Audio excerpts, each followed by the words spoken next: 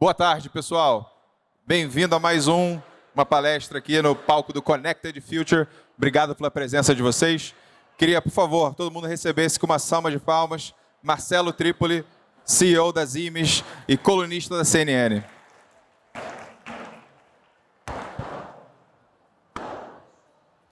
Vamos embora, Marcelo. Olá a todos, boa tarde. Estão me escutando? Prazer estar aqui com vocês hoje para falar de um tema que interessa bastante para todo mundo que trabalha com varejo. Vou passar aqui.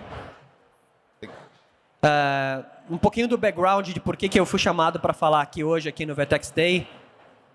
Espera aí.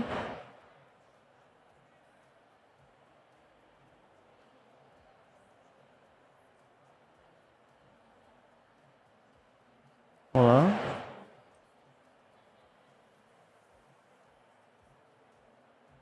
Vamos lá.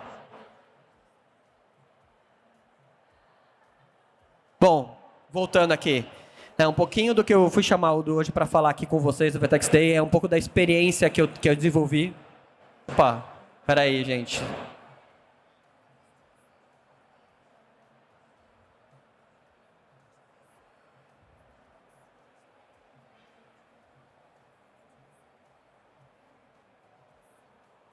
Bom, agora vai.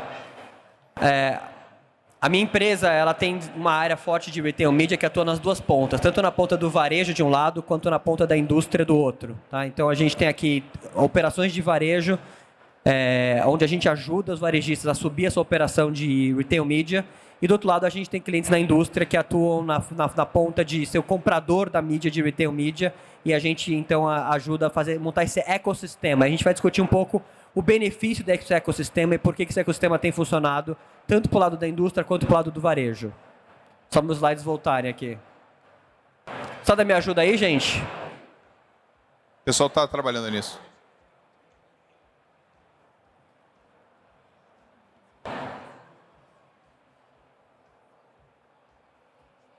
Parece que é alguma coisa com o teu computador lá.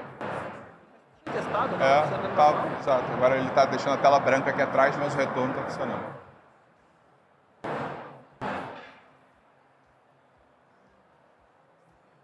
Quer começar? A gente troca pergunta e depois você volta para o slide? Vamos lá. Podemos começar falando também.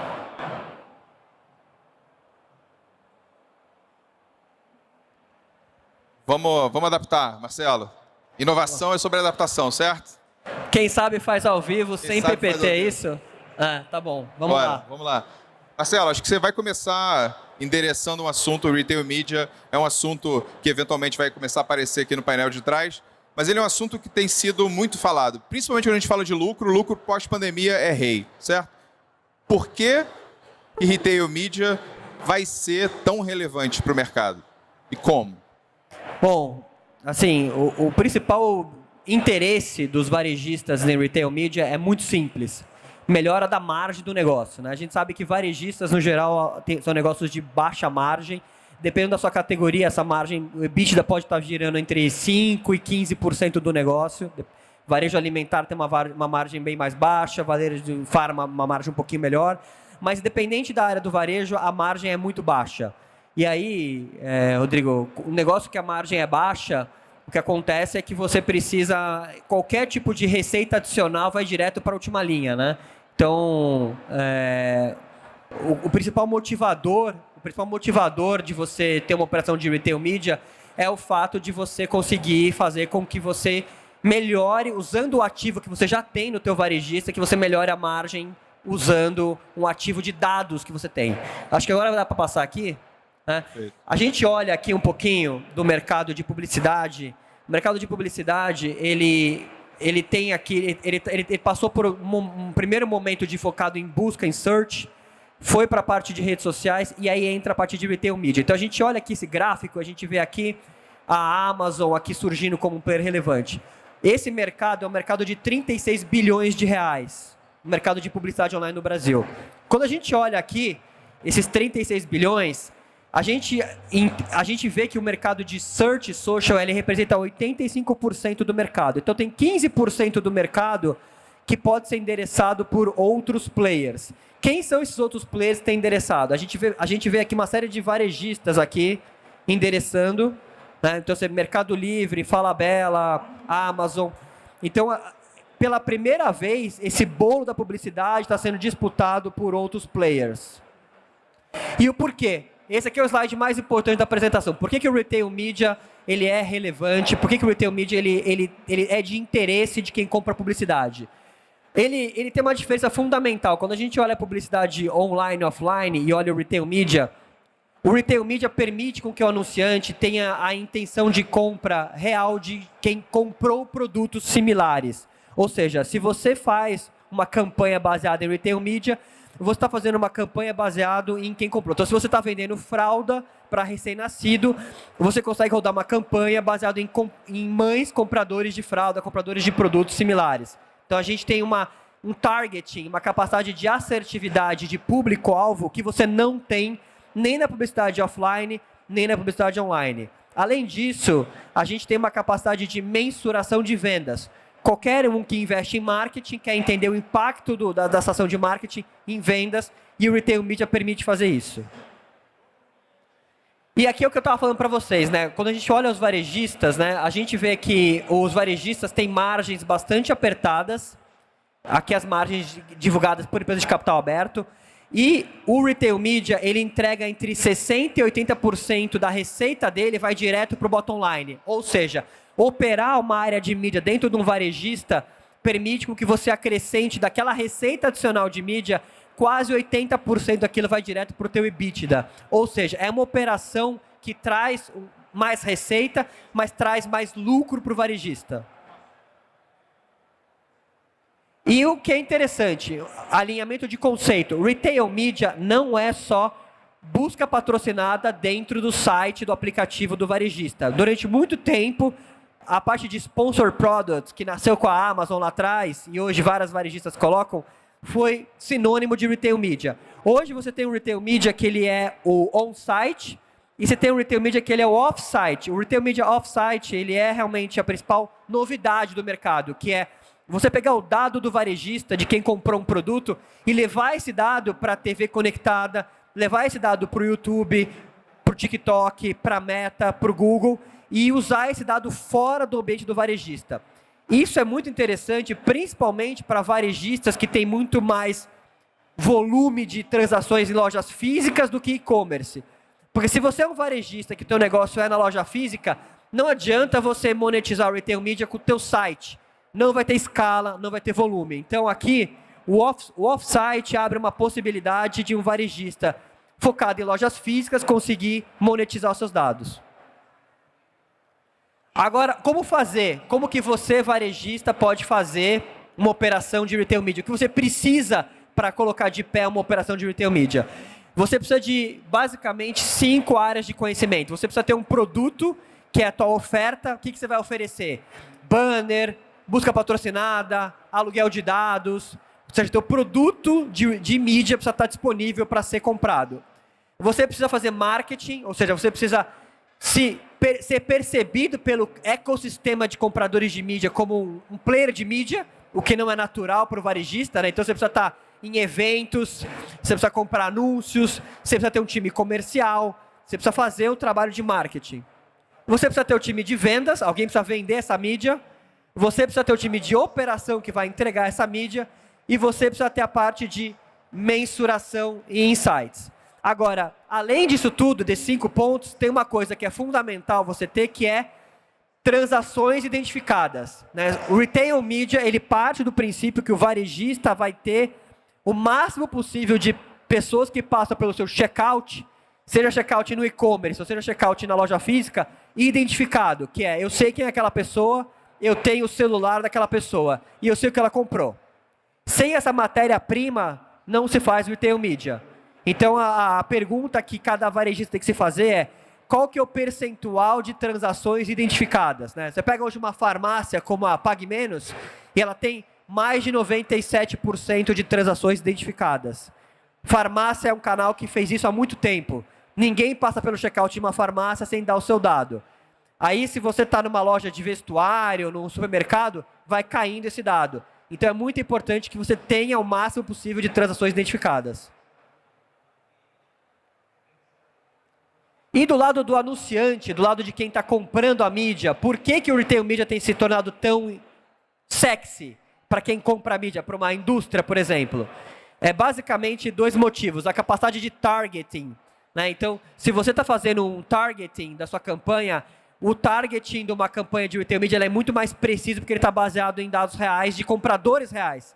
E depois a questão de mensuração. A capacidade de medir o brand lift, o sales lift, ela é inigualável. Então, você consegue dizer para o anunciante, para a indústria, que você, basicamente, aumentou as vendas de um produto. Então, essa questão de você mensurar vendas e mensurar, ao mesmo tempo, marca, é uma coisa que você não consegue fazer na mídia online tradicional. Então, esse é o pitch que tem feito com que a indústria mova para a retail media. E aqui eu quero trazer um case para vocês, para tangibilizar um exemplo prático, né? Então, isso aqui é uma indústria de bem de consumo que estava fazendo uma campanha de uma pomada para dor de dente de neném. E aí, basicamente, o que ela fez foi, ela pegou os dados do varejista e viu consumidores que tinham interesse, que tinham mães de produtos de recém-nascido. Então, ela pegou a cesta de compras de uma mãe que vende um produto para recém-nascido e colocou esse dado e rodou uma campanha com essa audiência segmentada. E depois, ela mandava o tráfego para o site do varejista e depois o varejista mostrava quem foi na farmácia e comprou o produto numa janela de 30 dias. E aí aqui a gente tem o resultado, né? O resultado dessa campanha, ela foi um aumento de 20 pontos percentuais. Então, comparado com outras praças, teve um aumento de 20 pontos percentuais de vendas desse produto. Então, a gente está falando de uma comprovação de vendas. Rodei a mídia no varejista e depois a minha venda aumentou 20 pontos percentuais do meu produto que foi anunciado. Então, esse tipo de resultado de sales lift, você não encontra dentro de uma campanha de marketing tradicional. E aí, para acabar, para poder finalizar para vocês aqui, eu queria dividir com vocês algumas lições. A gente está fazendo retail media fazem, basicamente, 3 anos, e a gente já tem alguns aprendizados, né? Então, são 5 aprendizados aqui. Um deles é segmente seu target de forma mais precisa. Então, se você é um varejista, que tipo de dado você está oferecendo para o teu cliente segmentar? Você está oferecendo o produto, o SKU do produto? Você está oferecendo também em que loja que ele comprou? Você está oferecendo... Você sabe qual que é o celular daquela pessoa? Qual que é o endereço onde ela mora? Qual que é o celular que ela usa? Que aplicativos ela tem instalado? Quanto mais variáveis de dados, mais preciso vai ser a campanha. Então, o retail media, ele brilha conforme a audiência é mais nichada. Quanto mais nichado, mais segmentado a audiência, mais ele vai ter o diferencial com relação a uma comunicação padronizada, massificada. A gente sai aqui de uma história de comunicação massificada e vai para uma história de uma comunicação personalizada, baseada numa hipersegmentação. Então, a indústria precisa buscar os filtros de segmentação mais precisos disponíveis e o varejo precisa oferecer, né? E aí a pergunta sempre é se você, como varejo, tem a infraestrutura preparada, né? Então, se você tem um data lake que está colocando os dados dos seus consumidores lá dentro, se esse data lake está em conformidade com a LGPD, né? A gente sabe que tem toda uma discussão de proteção de dados. Você tem que ter o opt-in do teu consumidor, você tem que anonimizar o dado, então tem todo um processo aí de coleta de dados, armazenamento de dados e anonimização de dados, para que você possa fazer retail media de acordo com a lei e que você não exponha o dado de um cliente. Então essa infraestrutura de dados, ela é fundamental para poder rodar. A segunda coisa é não confundir retail media com trade. Tem muita confusão hoje no mercado que retail media é a verba de trade market. Então eu, indústria, faço há 100 anos negociação com o varejo e eu coloco lá ponta de gôndola, coloco lá divulgação e isso é retail media. Não. Retail media não é trade com outro nome. Por isso tem que ser pensado com o time de marketing da indústria. Não dá para fazer só o time de vendas de e-commerce. Tem que envolver o time de marketing, porque senão acaba tendo essa confusão e gera muita confusão entre trade e marketing. Além disso, quando um cliente de indústria vai rodar uma campanha de retail media com varejista, não adianta nada ele rodar a campanha com o target certo, comunicação bem feita, precisa, se ele tiver ruptura, não tiver produto na loja, se o preço daquele parceiro tiver mais caro, se ele tiver baixa visibilidade do produto. Então, uma boa execução de retail media depende de um alinhamento da área comercial do varejista com a área comercial da indústria, os dois juntos. Quarto ponto que é importante é você medir indicadores de vendas e de marketing. Porque às vezes o consumidor não está na jornada de compra dele, ele não está pronto para comprar. Mas ele vai lembrar da marca, ele vai lembrar do produto, vai ficar na consideração dele. Então, os bons players de retail media, os bons parceiros de retail media, eles oferecem uma combinação de indicadores. Tanto indicadores de vendas, quanto indicadores de marketing. E aí, o último, não dá para fazer um trabalho bem feito de retail media se você não tiver ferramentas, time, processos alinhados. Então, rodar retail media demanda gente dedicada. Então, tanto do lado do varejista, quanto do lado da indústria, precisa ter time. Dá trabalho, tem que otimizar a campanha no dia a dia. Então, não dá para rodar retail media em cima do mesmo time que está rodando outras campanhas. Para rodar isso em escala, precisa ter time e precisa ter time bem feito. É importante que você tenha uma estrutura adequada para rodar nas duas pontas retail media, com processos, tecnologia. Então, tem uma preparação. Agora, dá para começar pequeno. Tá? Então, eu quis passar para vocês aqui 5 pontos, que são 5 aprendizados que a gente teve aí, rodando aí nos últimos 3 anos, e que são, vamos dizer assim, meio que as pedras fundamentais para rodar bem feito. A gente ainda tem um tempinho aqui, gente, então se vocês tiverem alguma dúvida, eu fico à disposição de vocês. Obrigado. Obrigado, Marcelo.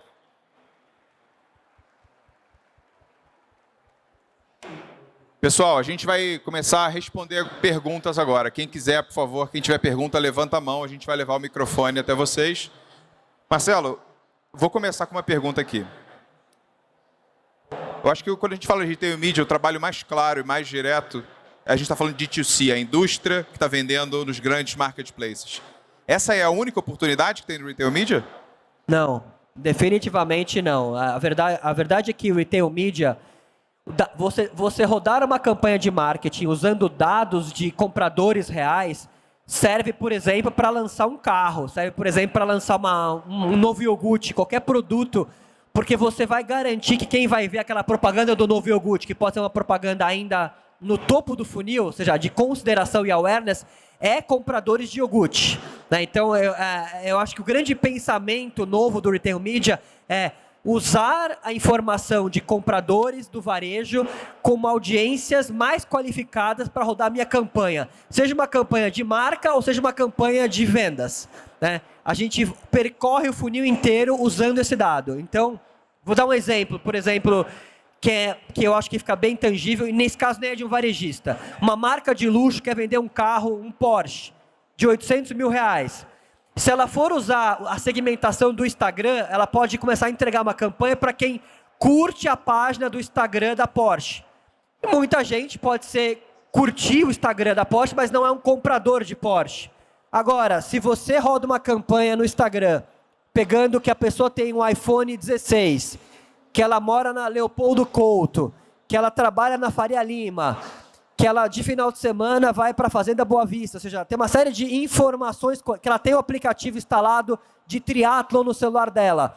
Esses dados todos coletados que, por exemplo, as operadoras de telecom têm e que o Instagram não tem, permite com que eu rode uma campanha para lançar um Porsche muito mais provável de ter afinidade com o targeting certo comprador. Então, o conceito do retail media é enriquecimento de dados para ter uma audiência mais precisa e, com isso, ter mais conversão.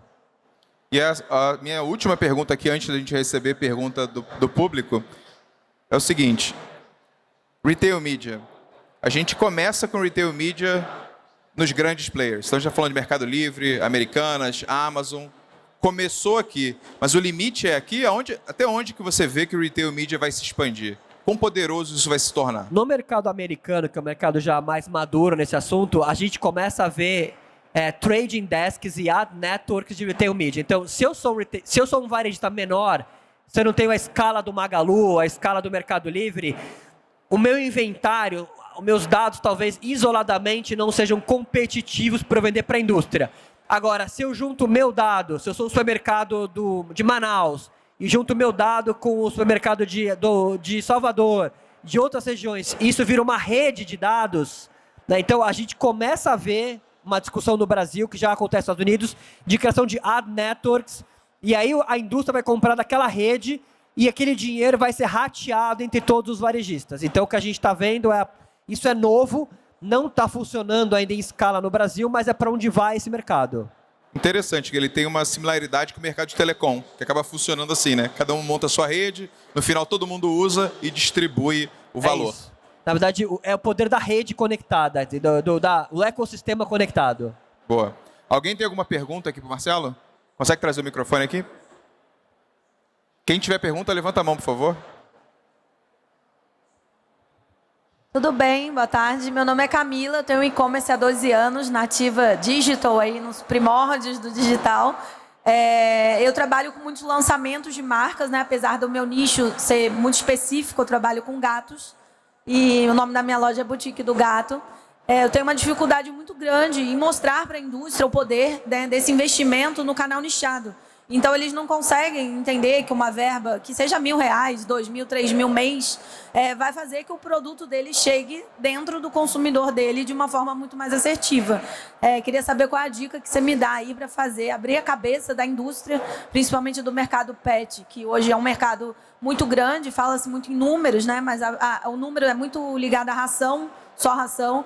E meu faturamento ano passado foi quase 1 milhão sem vender nem 1% de ração e eu trabalho sozinha com a minha tia, então é uma coisa bem louca. E realmente eu estou muito à frente, né, tanto em termos de estudos, né, nessa parte de digital e tecnologias em geral. E eu não consigo fazer a indústria entender que a conta só vai fechar dessa forma, porque eles gastam muito dinheiro com marketing, às vezes de influenciador que não influencia nada, que é um comediante do pet.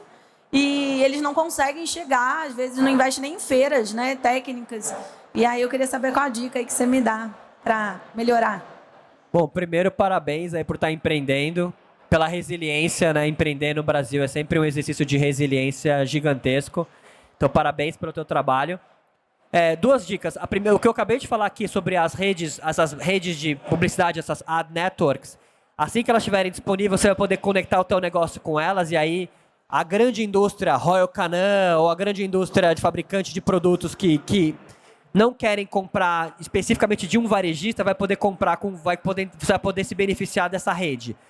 E antes da rede existir, o que eu faria ofereceria de graça esses dados que você tem para fazer um teste, né? Contra fatos não há argumentos, né? Então, na verdade, se você quer mostrar que fazer um investimento com você vai ser melhor do que com o influenciador, chega para o teu parceiro de negócio, para a indústria que está usando você como canal de vendas e propõe ali, vamos fazer um teste. Vamos rodar a mídia aqui comigo e vamos ver como que isso aumenta as suas vendas, né? A gente está no momento do retail media que é muito experimentação. Todas as grandes indústrias que eu vejo investindo é verba pequena, é um teste de 15 dias, um teste de um mês.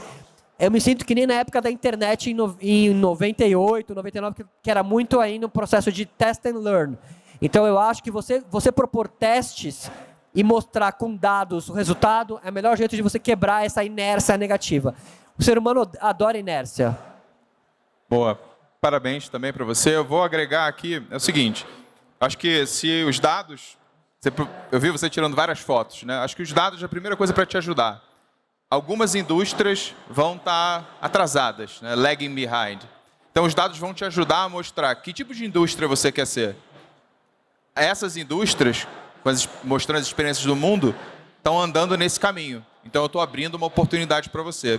Nesse sentido, eu quero fazer exatamente isso. E aí, juntando essa questão de testar, uma prova, talvez um caminho bem mais prático, dependendo da capacidade da sua plataforma, o que você pode criar como você tem controle de cada landing page, de cada categoria, você pode criar sua vitrine sponsored, que nesse momento vai ser muito mais manual do que você gostaria, que seria o seu mini ad network. E com isso você consegue, olha, eu vou fazer um teste com você para te provar. E você coloca os produtos deles sponsored e vê se isso efetivamente vai trazer mais CTR para aqueles produtos e eventualmente mais conversão. Isso sendo, é a prova que você precisa. E aí o dinheiro vem logo em seguida. Então, nesse caso, quando a gente é pequeno, você tem que se movimentar primeiro para gerar o resultado que você quer, sem eventualmente convencê-los que isso vai acontecer e vir deles o início. Aqui. Você não mencionou a questão de privacidade de dados. Como é que fica isso? Porque você disse que as farmácias coletam os dados dos clientes há muito tempo sem pedir autorização para os clientes, né? Isso começou antes da LGPD. Você acha que pode haver uma reação dos clientes em ceder os seus dados para retail media? As farmácias que eu conheço hoje, todas elas adaptaram o processo delas de coleta de dados para a lei, para ter o opt-in do consumidor, para ter um processo de exclusão, ou seja, qualquer cliente hoje das grandes redes de farmácias de capital aberto pode pedir a qualquer momento para o seu cadastro ser automaticamente apagado e sair fora. E o dado do consumidor na farmácia, ele nunca é usado de forma individualizada. Então, retail media, como funciona? Se eu sou a Pampers e quero vender fralda e eu peço para uma rede de farmácia criar um cluster de clientes compradores de fralda, ela vai criar esse cluster, vai subir no Google e na Meta, e eu não sei que o Marcelo está lá dentro. Essa informação, eu não sei quem é a pessoa. Eu sei que a pessoa que está lá naquele grupo de clientes é um comprador de fralda, mas quem ele é, qual é o nome dele, qual o CPF dele, onde ele mora, eu não tenho essa informação. Eu tenho informação que é um grupo de consumidores anonimizados. Então, a tecnologia de anonimização de dados, que é usada para o dado ser transferido da farmácia, do CRM da farmácia, para subir nas plataformas de mídia, ele é 100% em cumprimento com a LGPD e ele anonimiza o dado e isola um dado individual de um consumidor. Então, eu não vejo esse problema acontecer. E o Brasil é o país que, em pesquisa, é o país que os consumidores se declaram mais abertos do mundo para dar os dados deles em troca de algum benefício. Então, não acho que isso vai ser um problema. Eu acho que sempre tem empresas que não são éticas, que não fazem do jeito certo. Em qualquer mercado vai ter alguém que não segue a regra do jogo. Mas as grandes empresas, as empresas em escala, em volume, todas elas têm essa preocupação, até porque é uma questão que pode ser multado, tem mil problemas acontecendo. Então, ninguém vai querer fazer nada que não seja em cumprimento com a legislação. Boa. Quando a gente fala de LGPD, às vezes tem algumas informações desencontradas, tá? A LGPD, ela fala sobre identificação, e aí são informações pessoais como nome, e-mail, telefone, etc. Essas informações, elas não podem ser dadas a outras empresas. Então, uma das coisas que a LGPD fala é que você não pode compartilhar a informação que identifique alguém. Mas toda empresa que tem um negócio e esse dado é legítimo, quer dizer, eu preciso fazer negócio, eu preciso desse dado, você pode utilizar esse dado da maneira que você quiser, desde que você não compartilhe esse dado com terceiros. Então, toda farmácia, por exemplo, que é o caso que o Marcelo utilizou, você quer me dar o seu CPF? Porque se você me der o seu CPF, você vai fazer parte do nosso programa de benefícios e você tem algum desconto. Então, é sempre em troca. E aí, a pesquisa que ele está mencionando, uma pesquisa, inclusive, da Forrester, no momento que criou GDPR e a Lei de Proteção de Dados brasileira, parecia que todos os usuários não gostariam de compartilhar os dados. Mas, ao contrário, 86% dos nossos consumidores falam que compartilham os dados desde que a troca esteja clara, que exista um benefício. Então, no seu caso, se você quer ou utiliza dados, ou quer começar a coletar mais dados de forma eficiente, como as farmácias fazem, a sua troca está clara. Hoje em dia é comum você ver o e-commerce ainda pedindo informação, pedindo data de nascimento, e-mail, etc., em troca de nada. Então, tem um momento certo de pedir e a troca tem que ser bem clara também. Oi, Trípoli. Ricardo, boa tarde. A gente atua no mercado de materiais de construção. A gente é convertido para o retail media porque conhecemos bem o caso do Walmart nos Estados Unidos. Mas eu não conheço nenhum caso em materiais de construção. Você tem algum em mente aqui no Brasil ou em outro lugar que a gente possa se inspirar para trilhar um caminho? Não conheço nenhum caso de retail media em volume no Brasil na área de materiais de construções. Acho que é uma questão de tempo. Acho que o Leroy Merlin, acho que todos esses players, Sodemac, têm as mesmas características que tem uma farmácia. A diferença é a frequência de compra, né? Acho que a farmácia é o animal perfeito, porque a pessoa vai na farmácia 12 vezes por ano, na média. Então, assim, a frequência da farmácia ajuda muito ali a coletar mais dados e a gerar mais benefícios. Mas supermercado é a segunda categoria, que também se beneficia, porque é a mesma lógica de alta frequência. Mas eu não vejo porquê, numa indústria que tem afinidade de produto, né? Ou seja, se a minha casa tem piso frio de porcelana e eu não vou trocar isso por um piso de madeira, é ideal que essa audiência seja usada numa campanha de marketing de um fabricante de piso frio, por exemplo. Então eu vejo com naturalidade, esse lance de você usar.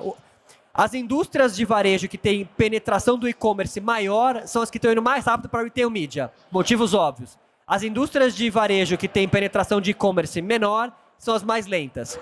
Mas se você quiser, a gente pode bater um papo depois, porque não tem por que não fazer.